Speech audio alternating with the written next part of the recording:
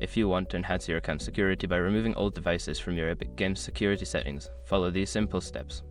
This guide will help you navigate the process easily. Step 1. Log into your Epic Games account.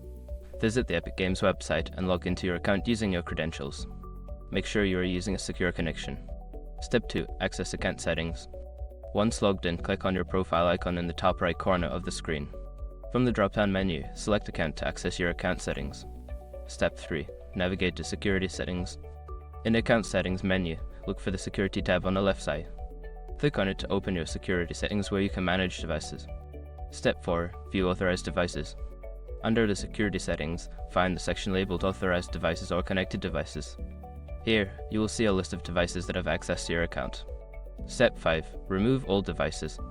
Review the list of devices and identify any that you no longer use. Click the Remove or Disconnect option next to those devices to revoke their access to your account.